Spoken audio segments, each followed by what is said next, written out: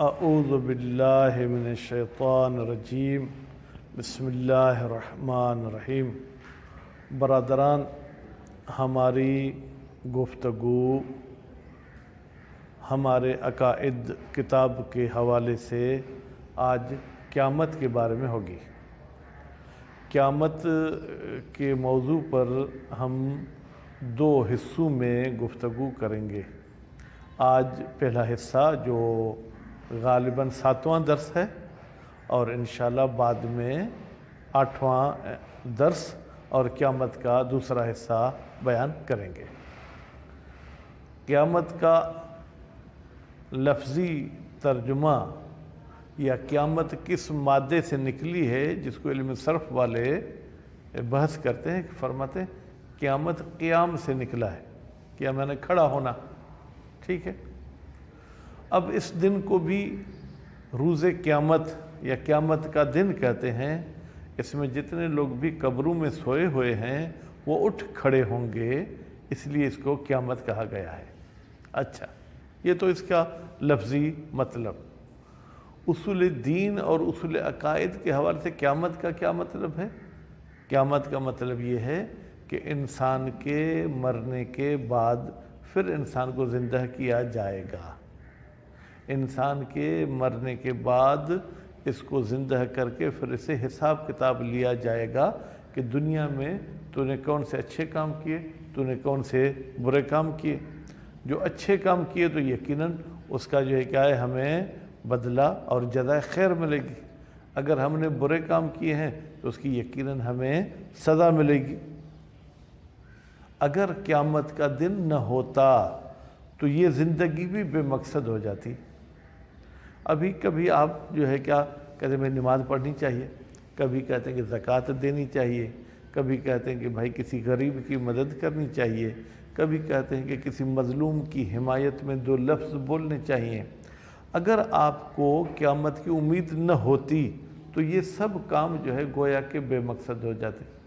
بھائی میں کیوں نماز پڑھوں؟ اس دنیا میں تو ممکن ہے مجھے کوئی اجر نہ ملے۔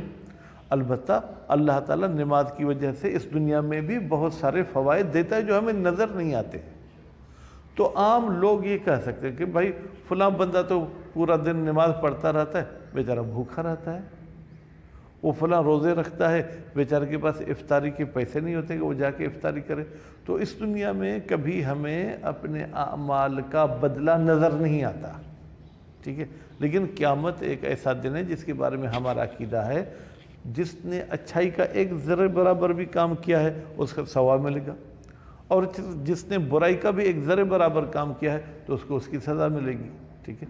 تو اس دنیا، اس قیامت کو مد نظر رکھتے ہوئے ہم اپنی زندگی کے تمام امور کو محتاط طریقے سے انجام دیتے ہیں۔ بات واضح ہوگی؟ میں کسی دکان پہ آج سے 15-20 سال پہلے گیا، اسے کوئی چیز خرید رہا تھا تو اس نے کہا کہ اس کی قیمت 200 روپے۔ میں نے دکاندار کو کہا کہ بھائی میرے 200 یا 250، آپ سے میں یہ 4 چیزیں لے رہا ہوں، فی چیز پہ۔ بہرحال اس زمانے میں شاید میری بھی جوانی تھی یا مجھے کاروبار کا پتہ نہیں تھا کہ ان کو کتنا نفع رکھنا چاہیے۔ اس زمانے میں 10 روپے بھی اچھے خاصے تھے، آج کل تو 10,000 کی بھی کوئی حیثیت نہیں ہے۔ تو میں نے ان کو کہا کہ آپ فی چیز پر، فی دانے پر 10 روپے رکھیں فائدہ، اگر اس سے زیادہ رکھا تو میں قیامت کے دن آپ سے لوں گا۔ تو فوراً کہا چلیں پھر آپ مجھے 90 روپے دے دیں، 200 والی کا 90 روپیہ، ٹھیک ہے۔ تو قیامت پر اس کا بھی عقیدہ تھا، اس لیے تو وہ قیامت والے دن سے ڈر کر وہ پھر اپنی اصلی اس پہ آ گیا۔ اسی طریقے سے جتنے بھی انسان، خاص طور پر مسلمان، برائی کرتے ہیں تو برائی کے بعد کچھ نہ کچھ انہیں پچھتاوا ہوتا ہے کہ یار یہ میں نے کیا کر دیا، آگے مجھے حساب بھی دینا ہے۔ تو قیامت ہی ایسا عقیدہ ہے جو ہماری اس زندگی کو جو ہے کیا ہے وہ جناب فائدہ مند اور اس زندگی میں ہمیں محتاط چلنے کا کہتا ہے۔ اچھا، قیامت کے بارے میں کوئی آپ کے پاس دلیل ہے کہ قیامت ہوگی؟ جی ہاں، سورہ نساء آیت نمبر 87 میں اللہ تعالیٰ فرماتے اللہ لا الہ الا ہوا، اللہ وہ ہے جس کے سوا کوئی اور نہیں، ٹھیک ہے۔ لَيَجْمَعَنَّكُمْ إِلَى يَوْمِ الْقِيَامَةِ لا یجمعنکم، وہ ضرور بضرور تمہیں جمع کرے گا قیامت کے دن، لا ریب فیہ، اس میں کوئی شک شبہ نہیں ہے۔ پھر اسی طریقے سے سورہ نازعات کی آیت نمبر 37 سے لے کے 41 تک اللہ تعالیٰ فرماتا ہے وہ شخص جو سرکشی کرتا ہے، یعنی بغاوت والی زندگی کرتا ہے اور دنیاوی زندگی کو آخرت کی زندگی پہ جو ہے کہ ترجیح دیتا ہے اور اس کو بہتر سمجھتا ہے، یقیناً اس کا ٹھکانہ جہنم ہے۔ وہ بس جہنم کی گویا کہ دھمکی دی گئی تو لازمی ہے کہ اگر قیامت پر عقیدہ نہیں رکھیں گے پھر تو جہنم اور جنت والی باتیں بھی ہمیں صحیح سے سمجھ میں نہیں آئیں گی۔ اور پھر اللہ نے کہا کہ جو اپنے پروردگار سے ڈرے اور اپنے نفس کے خواہشات کو روکے، یقیناً اس کا ٹھکانہ جنت ہے۔ بس یہ آیت بھی کلیئر کہہ رہی ہے کہ قیامت بھی ہے اور قیامت کے بعد اچھے لوگوں کو جنت میں جگہ ملے گی اور برے لوگوں کو جو ہے کیا ہے وہ جہنم میں جگہ ملے گی۔ اور ہمارا ایک یہ بھی عقیدہ ہے کہ یہ دنیا جو ہے یہ ایک پل کا کام کرتی ہے۔ اگر آپ جامشورو گئے ہوں تو حیدرآباد اور جامشورو کے بیچ میں کیا ہے، دریا ہے، ٹھیک ہے، دریا پر پل ہے جس کی وجہ سے آپ آرام سے گزر سکتے ہیں، اس طرف آ سکتے ہیں، اس طرف آ سکتے ہیں۔ تو حقیقت میں ہمیں اگر جنت جانا ہے یا خدا نہ کرتا کوئی جہنم بدبخت جاتا ہے تو یہ دنیا ہی اس کے لیے پل ہے۔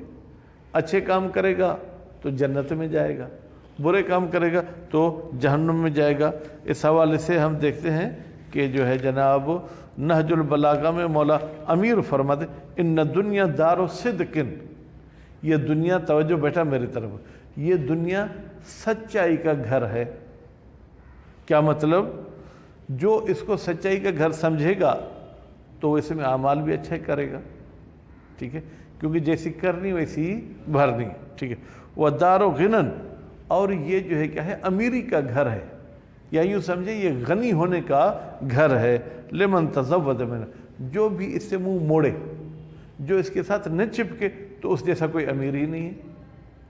لیکن جو دنیا کے ساتھ چپکے گا، ہے گاڑی نہیں ہے، کسی امیر کے سامنے جا کے جھکوں تاکہ مجھے گاڑی لے کے دے، کپڑے نہیں ہیں، کسی کے سامنے جا کے جھکوں کہ مجھے کپڑے لے کے دے، گھر نہیں ہے، کسی کے سامنے جھکوں۔ آپ اگر یہ ذہن میں رکھیں کہ پتہ نہیں اس دنیا میں کل بھی رہوں گا یا نہیں رہوں گا، تو کیا اپنی عزت کو خراب کر کے کسی کے سامنے جھکیں گے؟ پھر مولا امیر فرماتے وَدَارُ مَوْعِظَةٍ لِمَنْ اتَّعَظَ بِهَا، اور یہ نصیحت حاصل کرنے کا گھر ہے جو شخص اس سے نصیحت لے گا، ٹھیک ہے۔ مسجد احباء اللہ ہے، ٹھیک ہے، یہ اللہ کے پیاروں کے لیے جائے سجدہ ہے، یا مسجد کا بھی ترجمہ کرنا چاہیے۔ اللہ کے جو پیارے ہیں نا ان کے لیے بھی مسجد ہے، کیونکہ جتنے سجدے زیادہ کریں گے اتنی آپ کو فضیلت زیادہ ملے گی۔ وہ مصلی ملائکۃ اللہ، اور یہ دنیا ملائکہ کے نماز پڑھنے کی جگہ ہے۔ وہ محبت وحی اللہ، اور اللہ کے وحی نازل ہونے کی جگہ ہے۔ وہ متجر اولیاء اللہ، اور اللہ کے جو ولی ہیں ان کے تجارت کی جگہ ہے۔ اس لیے مشہور یہ جملہ اور حدیث آپ نے سنی ہوگی، الدنیا مزرعۃ الآخرت، دنیا آخرت کی کھیتی ہے، یعنی جو چیز کاشت کرو گے وہی چیز کاٹو گے، ٹھیک ہے۔ اگر ثواب کے کام آپ نے کیے ہیں تو آخرت میں آپ کو ثواب ملے گا، برائی کے کام کیے ہیں تو آپ کو آخرت میں سزا ہی ملے گی۔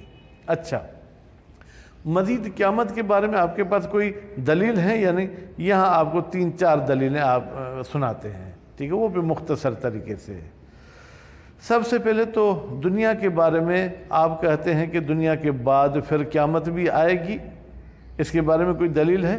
سورہ مومنون آیت نمبر 115، بیٹا سورہ مومنون آیت نمبر 115، اللہ تعالیٰ فرماتے افحسبتم، کیا تم نے گمان کر لیا ہے، کیا تم اپنے دماغ میں یہ سوچتے ہو انما خلقناکم عبثا، کہ ہم نے تمہیں فضول پیدا کیا ہے، وَأَنَّكُمْ إِلَيْنَا لَا تُرْجَعُونَ، اور تمہیں ہماری طرف نہیں لوٹایا جائے گا۔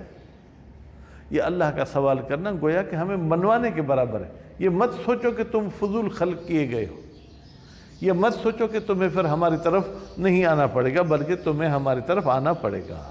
ایک اور جگہ پہ سورہ جاسیہ آیت نمبر 21 میں اللہ تعالیٰ فرماتا ہے ام حسب الذین اجترحوا السیئات جو لوگ گناہوں کے مرتکب ہوتے ہیں کیا وہ یہ گمان کرتے ہیں ان نجعلہم کالذین آمنوا وعملوا الصالحات، ہم ان گناہ گار لوگوں کو بھی ان لوگوں کے برابر کر دیں گے جو ایمان بھی لائے ہیں اور عمل صالح بھی کرتے ہیں، محیاہم و مماتہم، ہم ان دونوں کی زندگی اور موت ایک جیسا کریں گے، ساء ما یحکمون، اگر گناہ گار لوگ ایسے سوچتے ہیں تو بہت برا سوچتے ہیں۔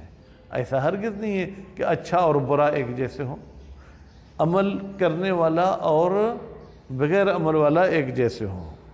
اس کے بعد پھر سورہ انعام کی آیت نمبر 12 میں اللہ تعالیٰ فرماتا ہے کتب علی نفسہ الرحمہ، اللہ نے اپنے اوپر لازم قرار دے دیا کہ وہ رحمت کرے ہم لوگوں پر، لَيَجْمَعَنَّكُمْ إِلَى يَوْمِ الْقِيَامَةِ لَا رَيْبَ فِيهِ، وہ تمہیں ضرور بضرور جمع کرے گا قیامت کے دن جس میں کسی قسم کا کوئی شک شبہ نہیں ہے۔ اچھا، اس کے بعد پھر ہم دیکھتے ہیں کہ کچھ لوگ قیامت کے بارے میں شک و تردید کرتے ہیں، پتہ نہیں قیامت بھی ہوگی یا نہیں۔ خاص طور پر ہمارے علاقے میں یہ کہا جاتا ہے بھائی قبر سے کون واپس آیا ہے کہ ہمیں بتائے کہ آگے کیا ہے کیا نہیں ہے۔ پھر کبھی کہتے ہیں کہ بھائی ہماری تو ہڈیاں بھی گل جائیں گی، بوسیدہ ہو جائیں گی، مٹی ہو جائیں گی، یہ کیسے خلق کی جائیں گی؟ تو سورہ قاف آیت نمبر 15 میں اللہ تعالیٰ فرماتا ہے أَفَأَجِئْنَا بِالْخَلْقِ الْأَوَّلِ، کیا ہم پہلے خلقت سے تھک گئے ہیں؟ یعنی ہم نے پہلی مرتبہ بھی تو آپ کو خلق کیا ہے نا، جب آپ نہیں تھے آپ کو خلق کیا ہے، کیا ہم تھک گئے ہیں کہ پھر آپ پوچھتے ہیں کہ ہمیں دوبارہ کیسے خدا خلق کرے گا؟ بل ہم فی لبس من خلق جدید، بلکہ ان لوگوں کو ہم پھر نئی خلقت دیں گے۔ اگر آپ کوئی بلڈنگ بنانا چاہتے ہیں، پہلے بنی ہوئی نہیں تھی بیٹا، تو یہ بنانا ذرا دشوار ہوگی، لیکن ایک بلڈنگ آپ کے سامنے بنی ہوئی تھی، پھر وہ ختم ہو کے مٹی کا ڈھیر بن گئی، لیکن وہ سب نقشہ تو آپ کے سامنے، اب دوبارہ وہ بلڈنگ بنانا پہلی مرتبہ والے بنانے سے آسان ہوگی، کیونکہ پہلے بغیر اس دیکھے آپ بنا رہے تھے۔ پھر اسی طریقے سے ایک شخص ہے جو رسول اکرم کے پاس ایک گلی سڑی بوسیدہ ہڈی لے آیا۔ ہڈی کو لانے کے بعد اس نے کیا کیا؟ ہڈی کو ایسے پاؤڈر بنایا، پھر بعض کہتے پھونک دیا۔ پھر اس نے کیا کہا کہ یہ تو بوسیدہ ہڈی ہے، اس کو کون خلق کرے گا، کون پھر اس کو نئی زندگی دے گا؟ تو وہ آیت کے الفاظ میں اس کا پورا قصہ آ گیا، وَضَرَبَ لَنَا مَثَلًا، وہ ہمارے لیے ایک مثال کے طور پر لے آیا، وَنَسِيَ خَلْقَهُ، وہ اپنا خلقت کو بھول گیا، قَالَ مَنْ يُحْيِي الْعِظَامَ وَهِيَ رَمِيمٌ، اس شخص نے کہا کون ان ہڈیوں کو دوبارہ زندگی دے گا در حالی کہ یہ کیا ہیں؟ گلی سڑی بوسیدہ ہیں۔ قل، تو اے رسول تو اسے کہہ دے، یحییھا الذی انشأھا اول مرۃ، اسے وہی زندگی دے گا، اسے دوبارہ وہی حیاتی دے گا جس نے اسے پہلی مرتبہ خلق کیا تھا، وہو بکل خلق علیم، اس کو اپنے ہر مخلوق کا علم ہے کہ اس کو کیسے بنانا ہے۔ سورہ یاسین آیت نمبر 78، ٹھیک ہے، اور آیت نمبر 79۔ اس کے علاوہ سورہ احقاف آیت نمبر 33 میں بھی اللہ تعالیٰ فرماتے ہیں اولم یرو، کیا یہ لوگ نہیں دیکھتے ہیں ان اللہ الذی خلق السماوات والارض، اللہ وہ ہے جس نے آسمانوں کو خلق کیا، جس نے زمینوں کو خلق کیا ہے، اور وہ اللہ تعالیٰ ان کی خلق کرنے سے کوئی عاجز بھی نہیں ہے، بلکہ اس اللہ میں قدرت ہے، کس پر؟ اللہ ان یحیی الموتى، کہ وہ مردوں کو بھی زندہ کرے، ولا انہ علی کل شیء قدیر، بلکہ وہ ہر چیز پر قدرت رکھتا ہے۔ بات واضح ہوگی؟ تو قیامت کے اتنے میرے خیال میں دلیل کافی ہیں۔ آخری آج کے درس کا سوال کہ یہ جو ہماری قیامت ہوگی، روحانی قیامت ہوگی یا جسمانی؟ یعنی یہ جو میرا ہاتھ ابھی یوں ہل رہا ہے، قیامت کے دن یہی ہاتھ میرا زندہ ہوگا یا صرف اور صرف میرے روح کو زندہ کیا جائے گا؟ تو اس بارے میں ہمارے شیعوں کا عقیدہ یہ ہے کہ قیامت اسی جسم اور اسی روح جو اس جسم کے ساتھ تعلق رکھتا ہے دونوں کی ہوگی، صرف روحانی نہیں بلکہ جسمانی بھی ہوگی اور روحانی بھی ہوگی۔ بیٹا اس کے بارے میں کوئی دلیل ہے؟ سب سے پہلے تو ایک عقلی دلیل، بھائی دنیا میں جو بھی اچھائی ہم کرتے ہیں اس اچھائی کرنے میں بھی دو کردار ہوتے ہیں، ایک جسم کا ایک روح کا، تو اس اچھائی کا جب وہ بدلہ ملے گا تو وہ بھی دونوں کو ملنا چاہیے۔ اگر صرف روح کو وہ ملے اور جسم کو نہ ملے، یہ تو عدل اور انصاف کے خلاف ہے۔ اور دنیا میں جو برائی کرتے ہیں وہ بھی، ہمارا جسم بھی اس میں شامل ہوتا ہے، ہماری روح بھی اس میں شامل ہوتی ہے۔ اب اگر اس کی سزا بھی دینی ہے تو وہ بھی دونوں کو ملنی چاہیے۔ دو چور ہیں، ایک کو سزا دیں گے دوسرے کو چھوڑ دیں گے تو یہ انصاف نہیں ہے، اس لیے جسمانی قیامت ہوگی۔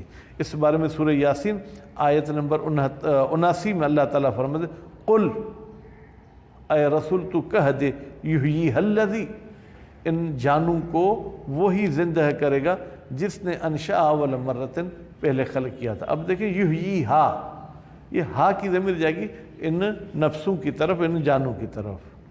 پھر اللہ تعالیٰ سورہ قیامت آیت نمبر 3 اور 4 میں فرماتے ہیں ایحسب الانسان ان لن نجمع عظامہ، کیا انسان یہ گمان کرتا ہے کہ ہم اس کی ہڈیوں کو جمع نہیں کریں گے؟